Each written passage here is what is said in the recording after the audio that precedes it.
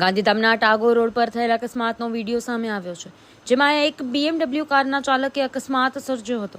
Viral વિડીયોમાં ચાલક નશામાં જોવા મળી રહ્યો છે। કોંગ્રેસના રાધાબેન ચૌધરી દ્વારા નશાની હાલતમાં ચાલકને ઝડપી પોલીસને સોંપવામાં આવ્યો હતો। પોલીસ દ્વારા ગાડી ચાલકને પોલીસ સ્ટેશન લઈ જવામાં આવ્યો હતો।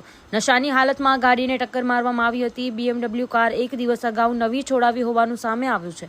પોલીસે ચાલક પર ડ્રિંક એન્ડ ડ્રાઈવનો ગુનો દાખલ કર્યો હોવાનું સૂત્રો જણાવે છે। આ જો હાલી નથી શકતો, આ ફૂલ પીધેલો છે, આ હાલી નથી શકતો, આ હાલી નથી શકતો, ફૂલ પીધેલો છે। હા ઓછી નો કોઈની જિંદગી ખાઈ જશે। આ પૈસા કામ નહીં આવે। યોગેશભાઈ લેજો, આ પૈસા વાળાઓ જોવો, આ પૈસા વાળાઓ છે।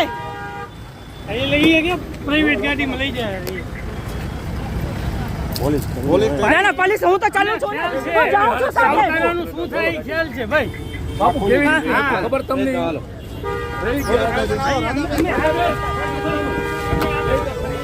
બસ બેસી જાઓ બેન।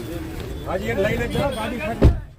અરે આ એવી જોશીના જમાઈ છે ભાઈ, ફૂલ દારૂ પીધેલા છે।